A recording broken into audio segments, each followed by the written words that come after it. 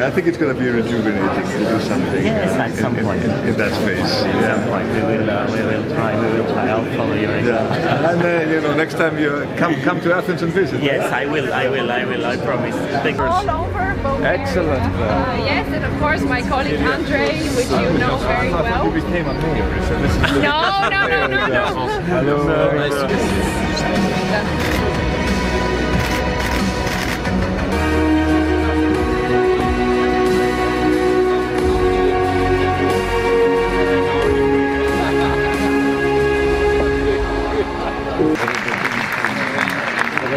A member of the European Parliament, Jessica Polfjert,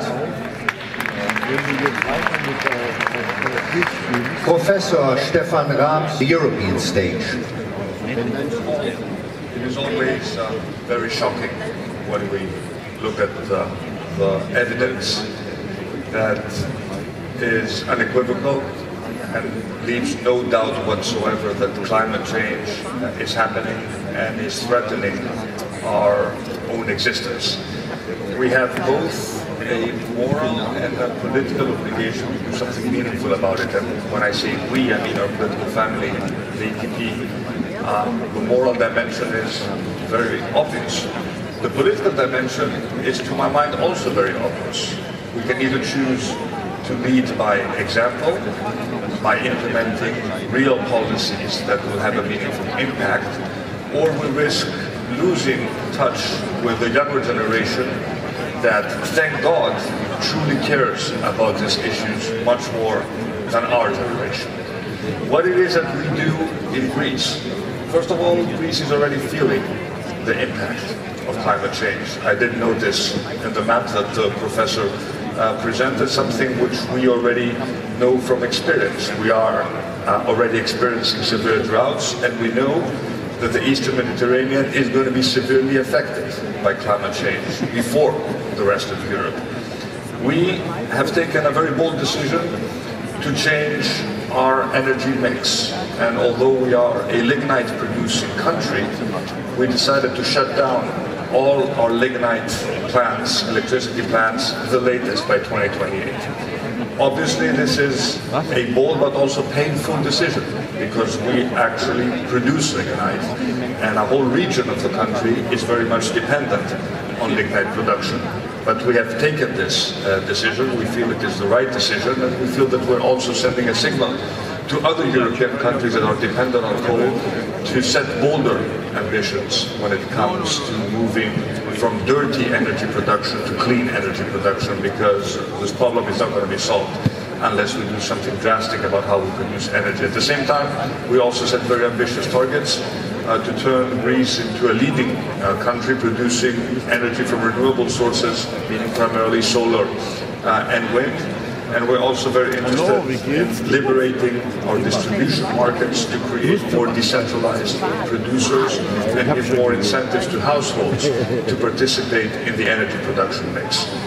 Amongst other things, and I will conclude with that, we are also very much concerned about the impact of plastics on our oceans and our water environment. Hence, we want to move even faster than the rest of Europe in banning single-usage plastics.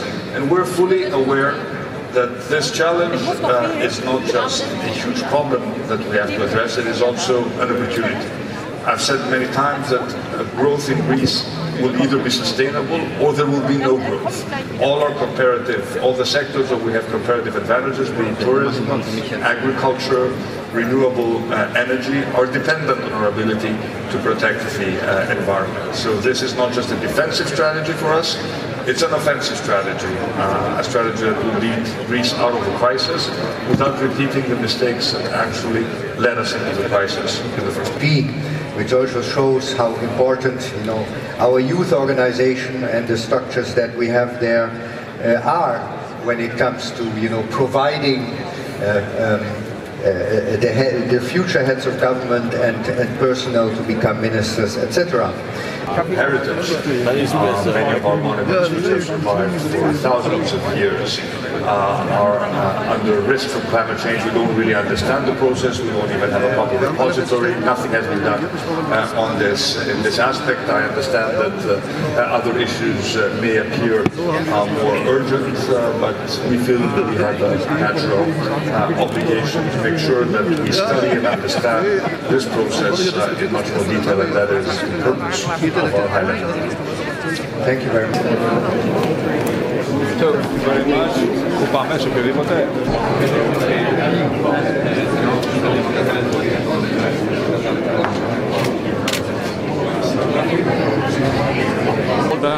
Yes, please.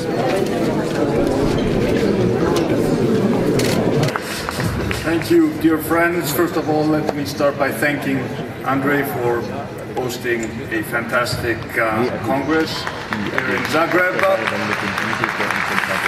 Joseph, merci pour tout ce que tu as fait pour nous, pour notre parti, and a special word of thanks to a very good friend, Manfred Weber. Manfred, you ran a fantastic campaign.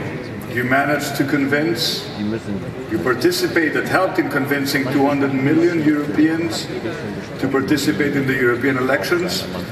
And more than anything, you handled a very delicate situation with dignity and with always keeping the interest of the European People's Party at heart. Thank you for everything you have done. And I think I speak for everyone in expressing my views that what happened this year cannot be repeated in the next electoral cycle. Rules are rules and they need to be respected by everyone. Ladies and gentlemen, last time I stood before you, I was leader of the opposition. This time I have the privilege to address you as the Prime Minister of Greece, and indeed last summer Greece was swept by a wind of change. On July 7th, Greek voters put an end to populism and gave my party, Nea Dimokratia, a very clear mandate to form a strong majority government and set a new course for the country. And after years of recession and difficult times, Greeks are again facing the future with renewed optimism. And Greeks deserve pragmatic politics for a better future. Like Sebastian said, we're also in the process of governing from the political center, because we know that that's where the policies that deliver growth and progress without compromising social cohesion actually come from. Greeks supported our program, they trusted our leadership. So far we have delivered, and we intend to keep up the pace of reforms. We don't have any time to lose, because we have to make up for the lost time of 10 years of crisis. And the message I want to communicate to you today is very clear. Greece is no longer the poster child for Europe's problems. It's a confident country with a stable center-right EPP government ready to embrace the opportunities of the future. We have defeated the populists, both from the left but also from the right. As a matter of fact, we have eradicated the scourge of extreme right. They no longer are in parliament. If it can be done in Greece, it can also be done in your countries.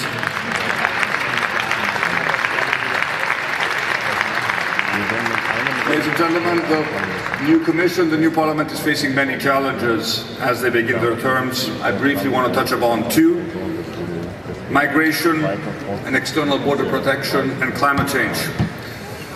On the first issue, allow me to be very blunt. Europe can no longer pretend that the migration issue only affects the external border member states. The Dublin regulation is by now woefully inadequate to address the problem. Dear Margaritis, Vice President of the Commission, as you take over this important portfolio.